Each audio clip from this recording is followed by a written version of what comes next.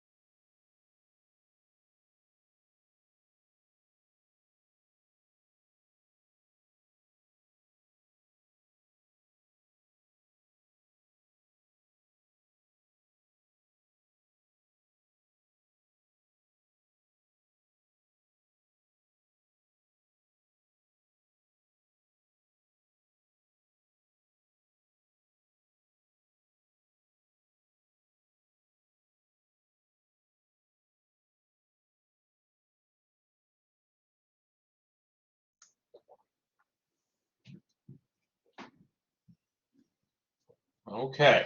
So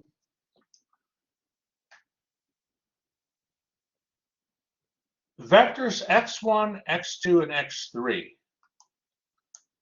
What space do those vectors live in?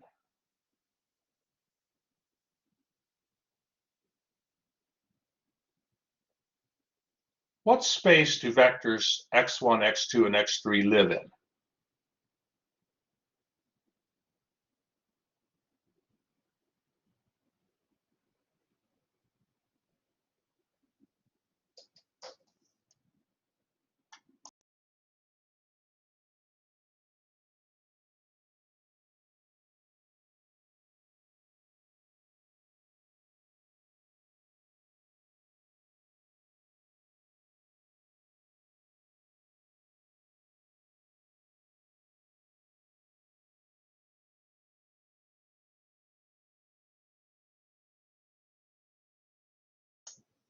That's right, Benjamin. Good. They live in R4, four-dimensional space.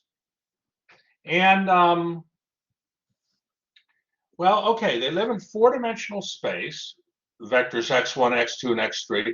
Are vectors x1 and are these vectors x1, x2, x3, are they linearly independent? Can you just observe? If you observe them, are they linearly independent?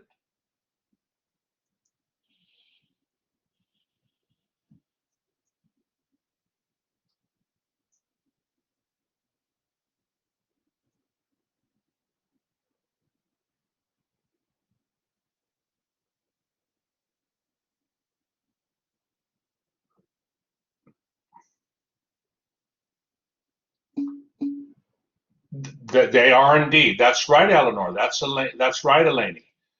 There's no way, for instance, vector x1 could be written as a linear combination of vectors x2 and x3.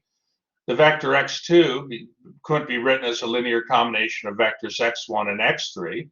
And x3 couldn't be written as a linear combination of vectors x1 and x2. Okay? There's just no way.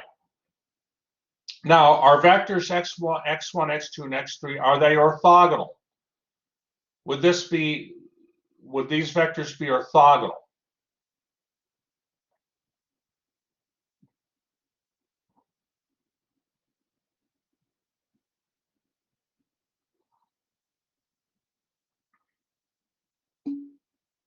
No, they're not. That's right, Eleni. If we do the dot product of, for instance, vectors x1 and x2, you're not going to get 0. So what we have here is we do have a basis, okay, and the vectors x1 and the vectors x1, x2, and x3 are a basis for the subspace spanned by those vectors, but it's not an orthogonal basis. We want an orthogonal basis here. We want an orthogonal basis.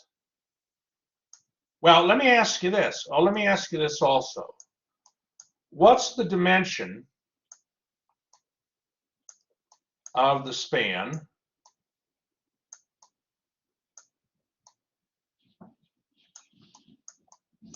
of vectors x1, x2, and x3?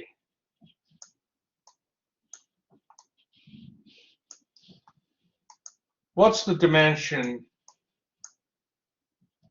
of that equal to? Of that subspace?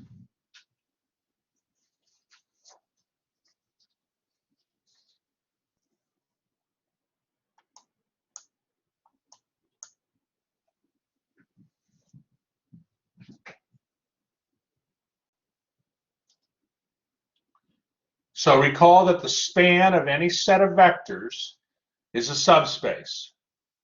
Okay, so the span of vectors x1, x2, and x3 is a subspace, and I want to know what the dimension of that subspace is.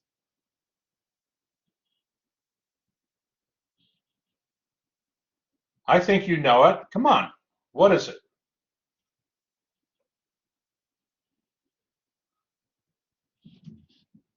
How do we define the dimension of a subspace? The dimension of the subspace is the number of vectors in the basis for that subspace. How many vectors do we have? Who can chat it out here?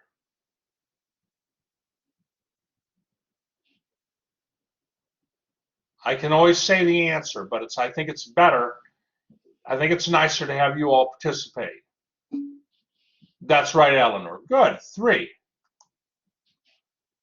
So what we're looking for then is an orthogonal basis for this 3-dimensional subspace of R4.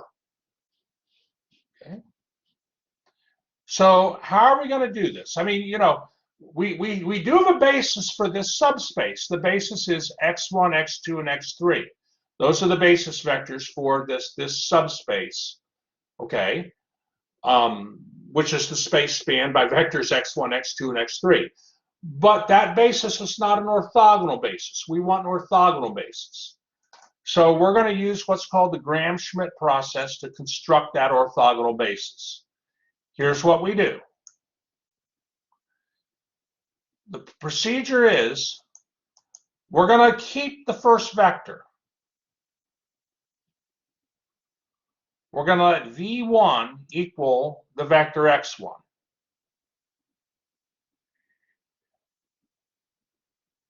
Okay, then I'm going to define a subspace W1. That's the span of that first vector x1, which incidentally is the span of the vector v1.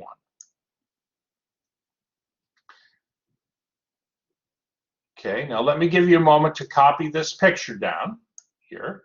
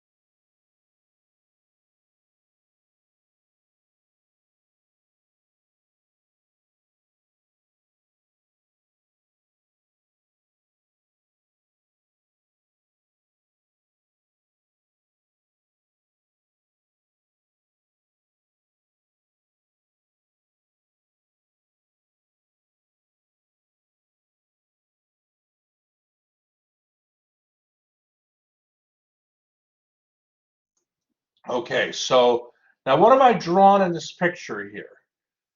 I've drawn it's a symbolic picture, but subspace W1 is the span of the vector V1, which equals X1. And the second vector X2 is linearly independent of X1. So the vector X2 would not be in the span of W1. And what I do is I then draw this vector V2, okay, which is the difference between the vector x2 and the projection of the vector x2 on the subspace W1. So the vector V2 is simply x2 minus the projection of the vector x2 onto subspace W1. Well, we know how to find a projection vector. Okay. Let me just see here, one moment. Yeah. So, one moment here, class. One moment.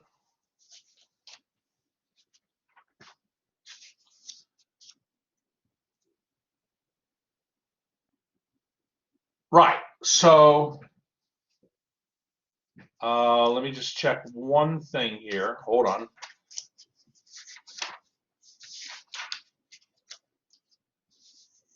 Yeah. So the projection of the vector x2 onto subspace W1 is a multiple of vector V1, which is, and the multiple is given by the quotient of x2 dot V1 divided by V1 dot V1.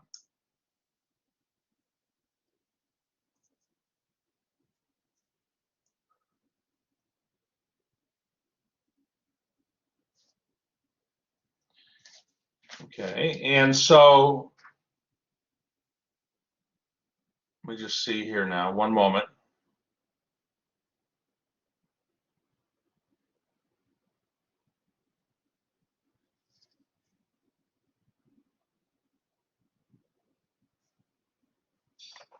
Okay, so then we find the vector V2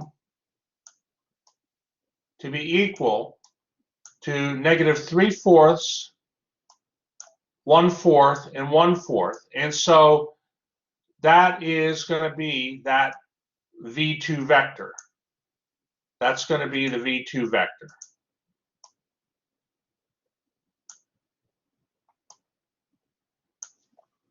Okay, let me just give you a moment to copy that.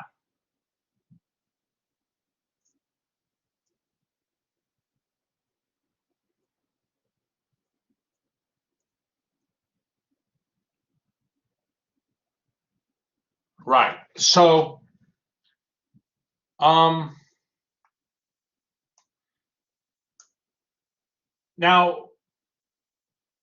so what we're doing again is we're constructing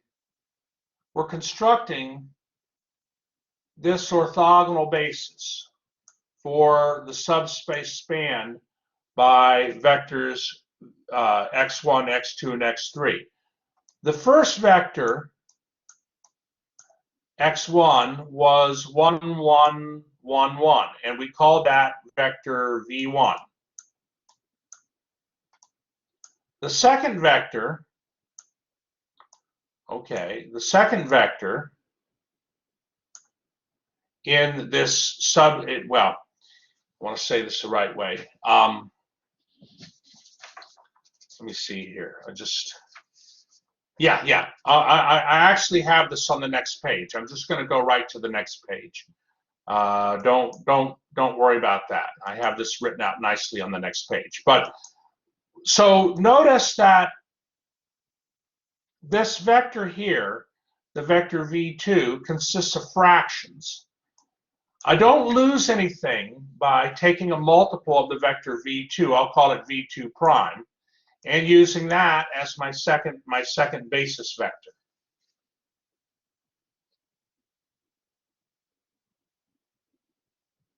Now, what do you notice about v2? I mean, if I do write down V1, which was 1, 1, 1, and 1,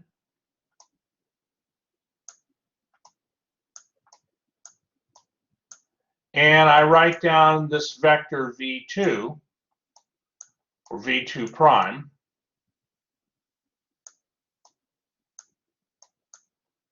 which is -3, sorry,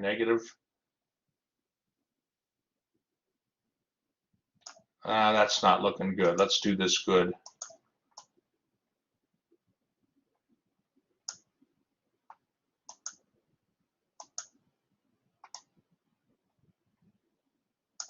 Yeah, -3, 1, 1, 1.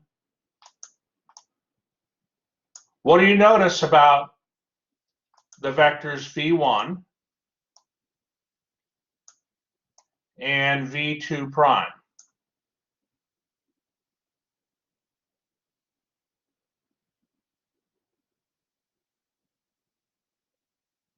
What's true about those two vectors? They're orthogonal. That's right, Benjamin. That's right, Hung. They're orthogonal. Okay, they're orthogonal. And incidentally, V2 prime is just a multiple. It's a multiple of V2, right? It's a scalar. Well, V2 prime just equals 4. Hold on. V2 prime just equals 4 times V2. Okay, so let me ask you this. Is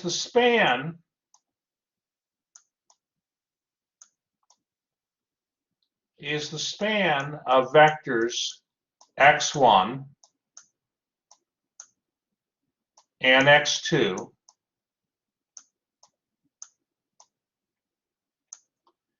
is that equal to the span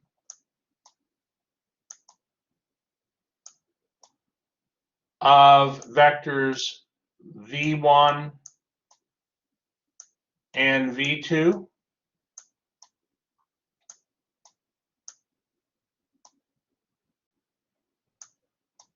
Based on the picture? Based on this picture here, okay,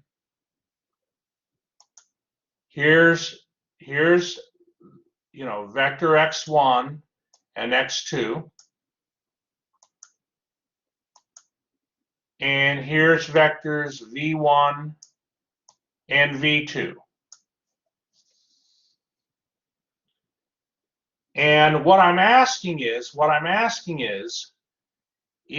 the span of vectors x1 and x2 the same as the span of vectors v1 and v2?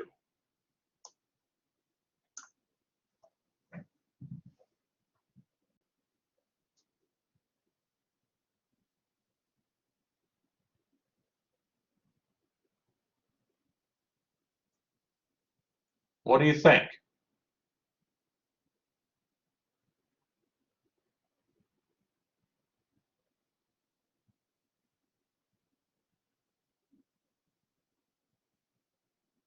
Let me ask you this. This is a symbolic picture, but the vectors x1 and x2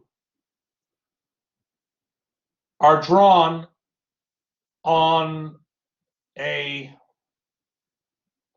the paper, right? They're drawn on a plane. But I'm going to say this the right way. I don't know if this will. Think about the vectors x1 and x2. They're drawn on the plane of the paper.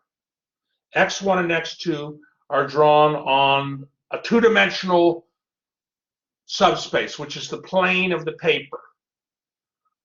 Are the vectors v1 and v2 drawn on that same plane?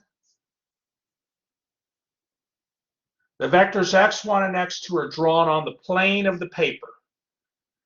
Are the vectors v1 and v2 drawn on that same plane?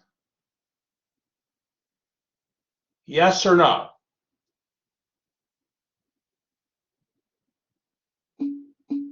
Yes. Okay, that's right, Benjamin. That's right, Hung. So that's right, Eleanor. So the span of the vectors x1 and x2 does equal the span of v1 and v2. Okay, they span the same space. Now, yes, it's a subspace of a four-dimensional space, but the span is the same. The only thing is the vectors v1 and v2 are an orthogonal basis. Those vectors are orthogonal. Right? Now, it also means that the span of v1 and well, that's true, and the span of v1 and v2. Well, let me ask you this: would the span of v1 and v2 be the same as the span of v1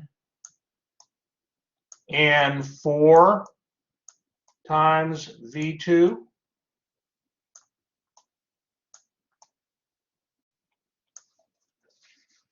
With the span of the vectors, so this here to here, check. We're good with that. We're good with that. Now I want to go from here to here. Is the span of vectors v1 and v2 equal to the span of the vectors v1 and 4 times v2?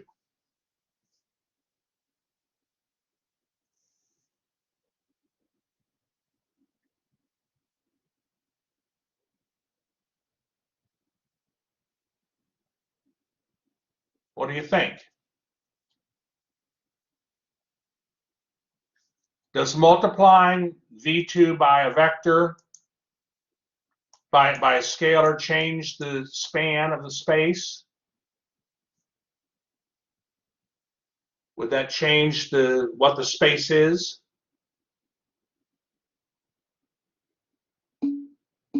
It's the same span. That's right, Benjamin. That's right, Hung. It's the same span. It's just like if I have the vectors I and j. Those span the xy plane. Well, if I have the vectors I and 2j, those vectors also span the xy plane, right? I and j, those vectors span the xy plane.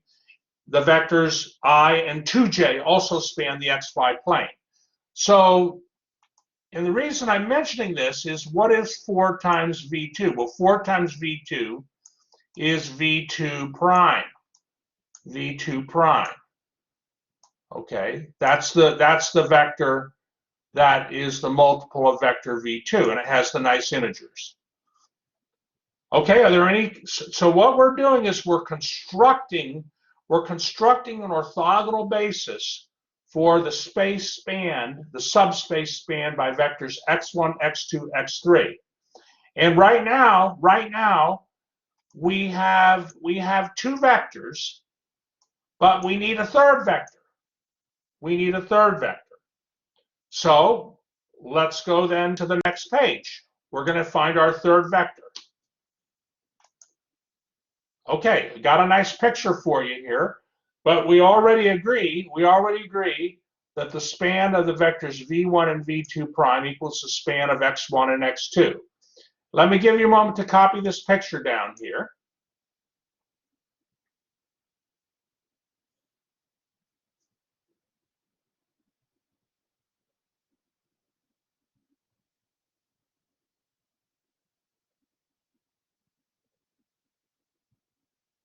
And then we'll talk about it. Please let me know if you have any questions.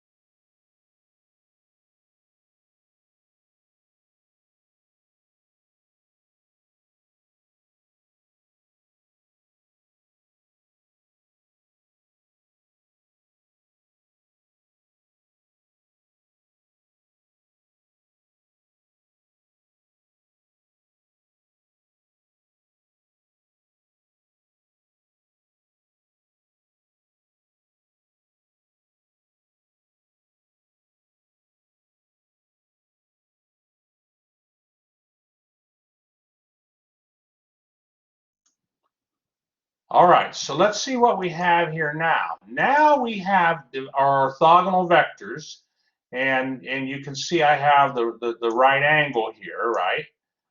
Orthogonal vectors v1 and v2 prime, okay? And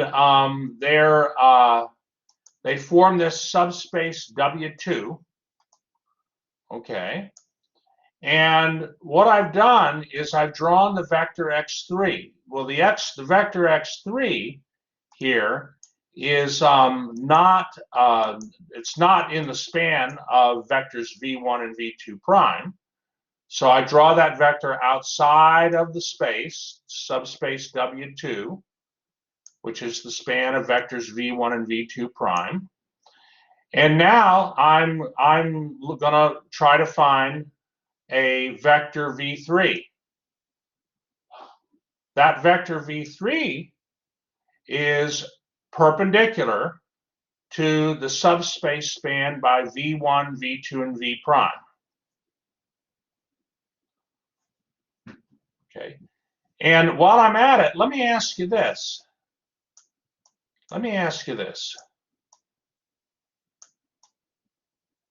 Is the span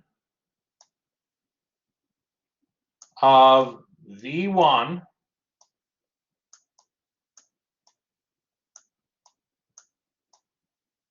v2 prime and x3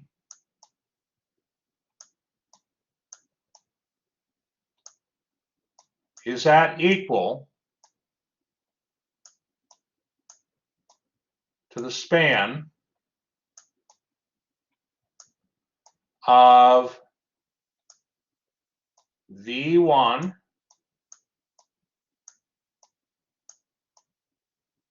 v2 prime and v3?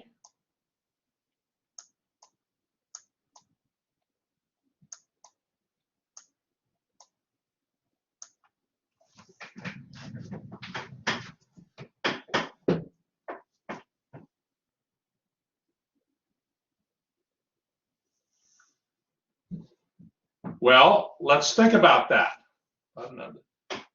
I've drawn vectors. Think about in the picture. The vectors v1, v2 prime, and x3 occupy a space, right? They occupy a space. Does it look like the vectors v1, v2, and v3 prime? Does it look like they occupy the same space?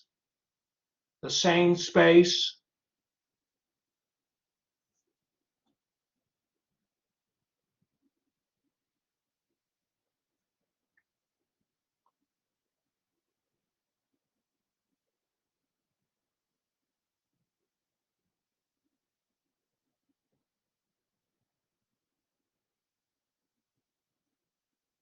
In other words, does the span of vectors v1, v2 prime, and x3, is that the same space as the span of vectors v1, v2 prime, and v3?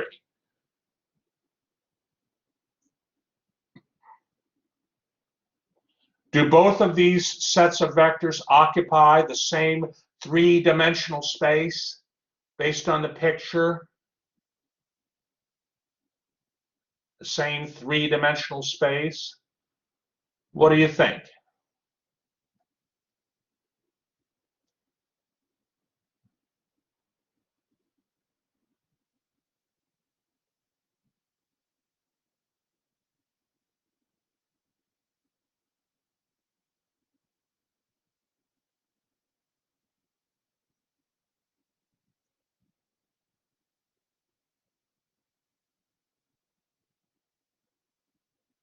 I'd love to hear an answer either way.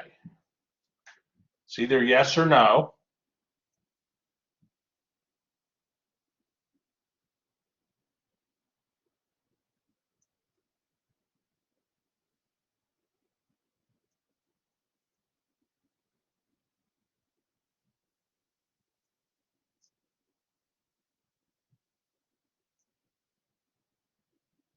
Use your intuition. Use your intuition.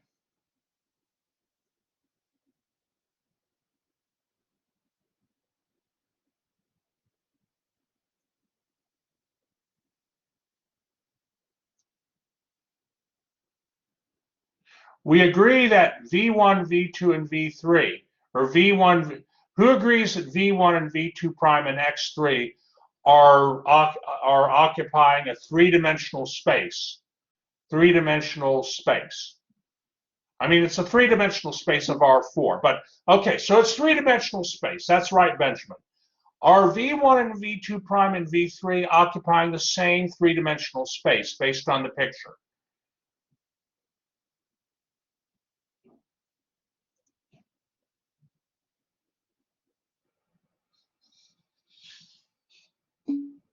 They are.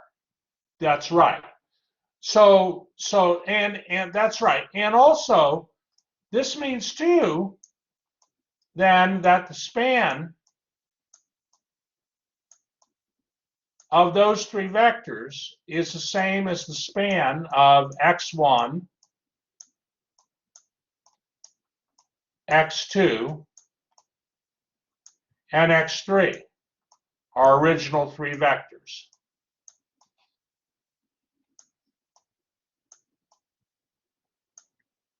Right?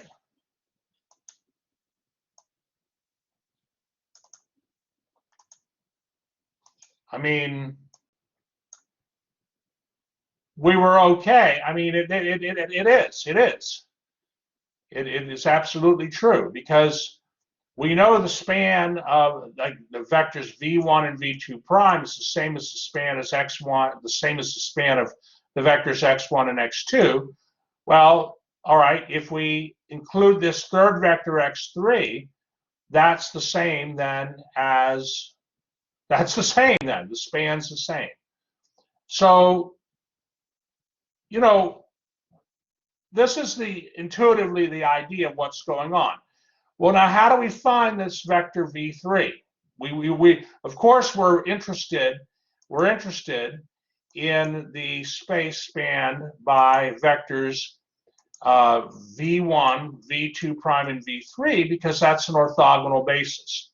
So okay, well we're going to v3 is just the x3 minus the projection of the vector x3 onto subspace W2, right? That's this vector right here. This is the projection vector right here.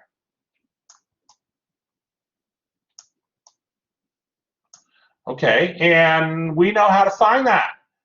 The projection of the vector x3 onto the subspace W2 is just a linear combination of the vectors v1 and v2 prime. And that makes sense because this projection vector is in the subspace spanned by the vectors v1 and v2 prime. So it has to be a linear combination. The projection vector has to be a linear combination of the vectors v1 and v2 prime. And so we know how to compute the coefficients, okay, and we work it out. Okay, and we're not done yet, but the vector v3 is going to be equal to the vector 0, 0, 1, 1 minus the sum of the vectors given by a half, a half, a half, a half, and negative a half, a 6, a 6, and a 6.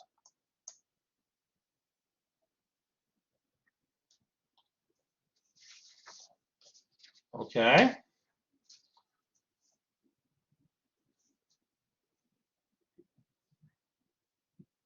Are there any questions before we move to the next page?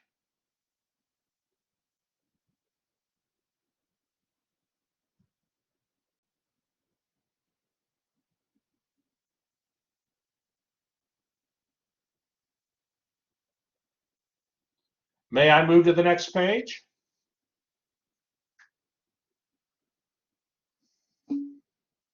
All right, Benjamin's good. Abby's good.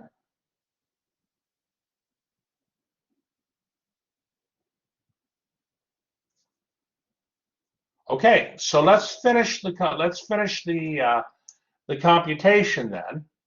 So we have to add these two vectors here. And those two vectors there, when you add them, you're going to get 0, 2/3, 2/3, 2/3. That's what you're going to get.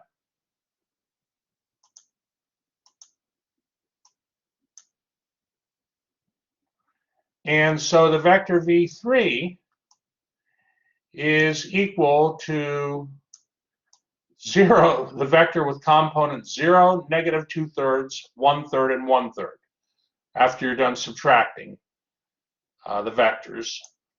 And so you're going to choose then, you want to choose a vector in your basis that has integers. So v3 prime is just equal to 3 times a vector v3.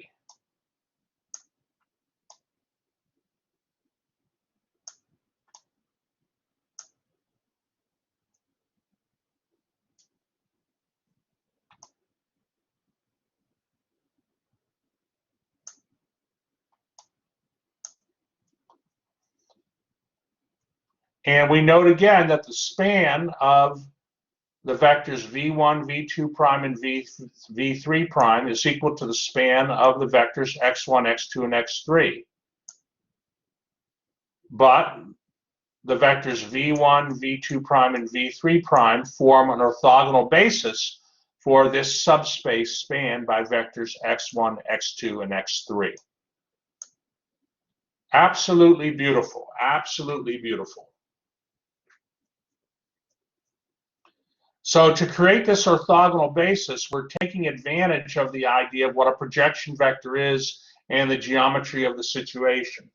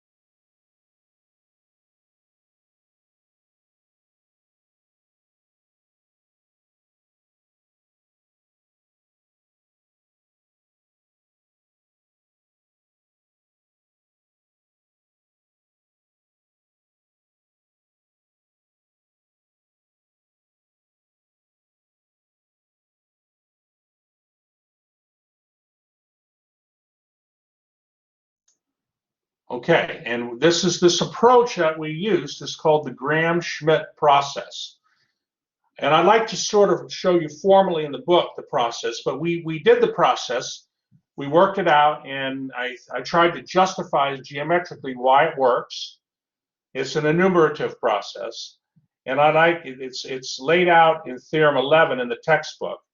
And we actually here did example 2 from the textbook. And I tried to include some diagrams, some pictures to help you. How many find the pictures to be helpful for the geometry, the geometric feel, an intuitive feel? I'm hoping it's helpful. Maybe if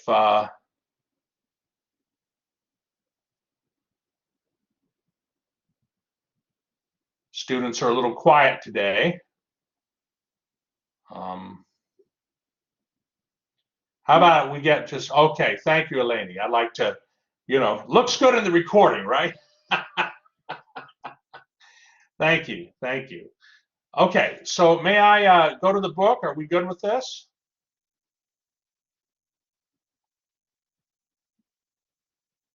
Okay. All right, Catherine's good, excellent. Excellent. Okay, so let me bring up the book here.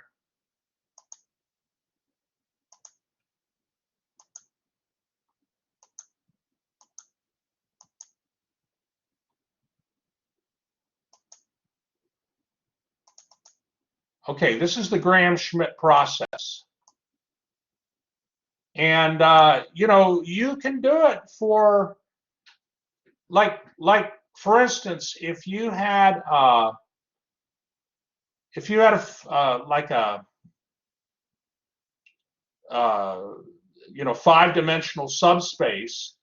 No, if you had vectors that live in R5 and you wanted to find a 4-dimensional subspace, an orthogonal basis for a 4-dimensional subspace of R5, you could do this. You would just have to go out another enumeration. You'd have to go out to V4. But yeah, this is the process. This is the process. All right. The Graham-Schmidt process. How many think that's kind of cool? The Graham-Schmidt process. I hope. Okay, Catherine likes it. Excellent. Excellent, Eleanor. Thank you. Thank you. So now naturally, this can get very labor intensive. If you have to go beyond 3 vectors, it can get very labor intensive, this kind of problem. And for your homework, the examples, you're going to, 3 vectors is pretty much, I think, the most you're going to have to do this for. All right. If there are no questions, let me go a little bit further here in this section. Let me go a little bit further in.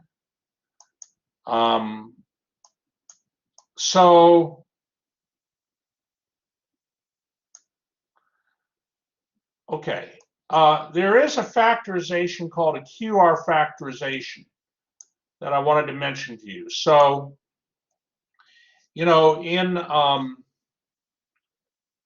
in this course, you've learned that it's helpful to factorizations of matrices are helpful. For instance, being able to factor a matrix A as L times U, the LU factorization of a matrix. That's helpful. You can factor, for certain applications. That's very helpful. Being able to factor a matrix as P times D times P inverse. That's helpful. A square matrix. That's helpful. If you want to find, for instance, a matrix raised to the kth power, you can get formulas for the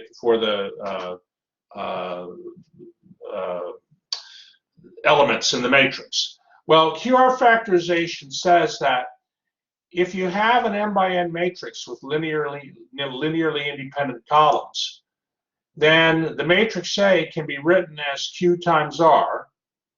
Okay, A can be factored as Q times R, where Q is an m by n matrix whose columns form an orthonormal basis for the column space of A, and R is an upper triangular invertible matrix with positive entries on its diagonal.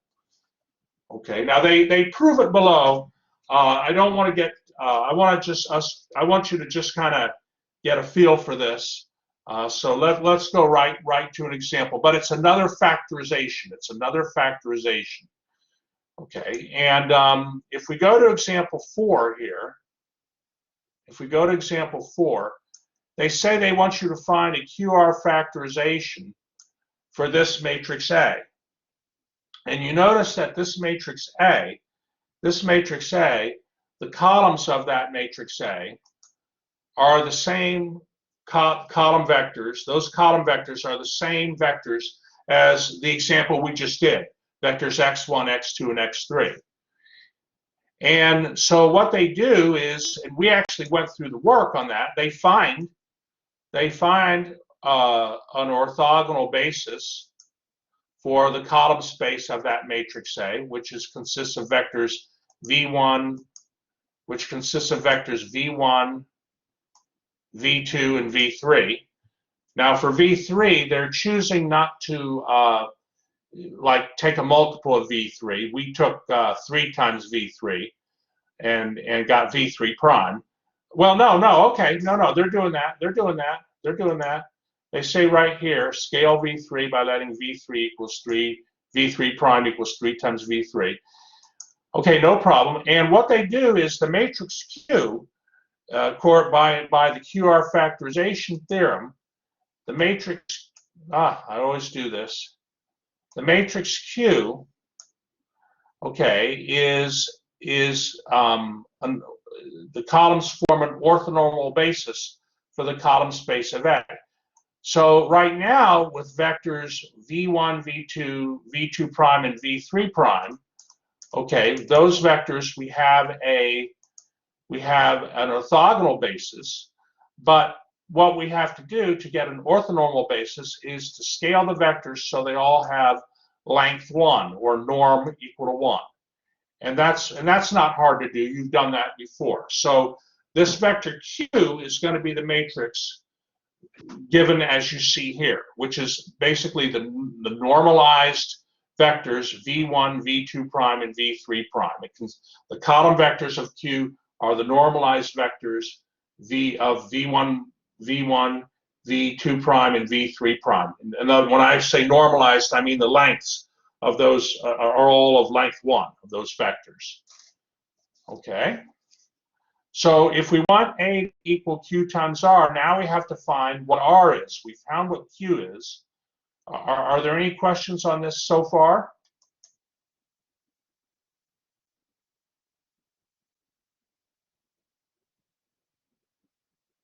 Okay. Well, we found what Q is. Now let's find what R is. So to find R, well, observe that Q transpose times Q equals the identity, and that's because the columns of Q are orthonormal. So you learned in the last class that if you have a matrix Q that has orthonormal columns, that the inverse of I want to say this the right way. I'm not saying that right. If you have a matrix Q with orthonormal columns, then Q transpose times Q is equal to the identity. And it's also Q times, well, yes, Q transpose times Q equals the identity. So let me just see one thing here, class. Hold on.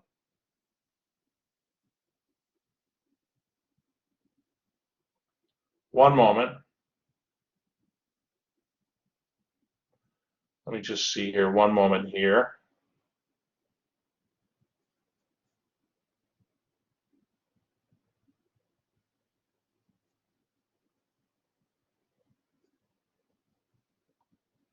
Right. Yes, okay, that's absolutely right.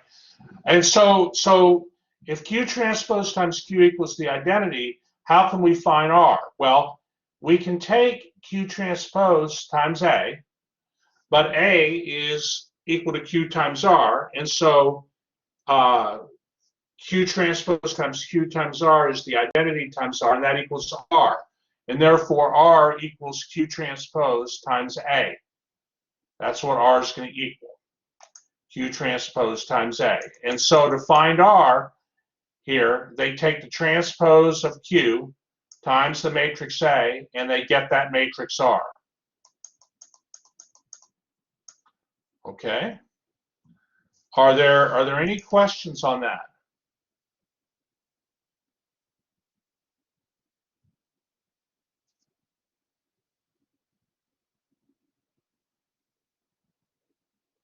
Okay, and all right, and they give some numerical notes here about how the Gram-Schmidt process can work on a computer. There's Again, this is something where perhaps in graduate school, I mean, it's interesting. It's an interesting comment. Interesting comment. Again, there's a lot of computations involved, so you can get round off error, but for your homework, you'll be doing the Graham-Schmidt process and QR factorization as you see there, as you see in the examples we just talked about. But are there any questions in general here? Are there any questions in general?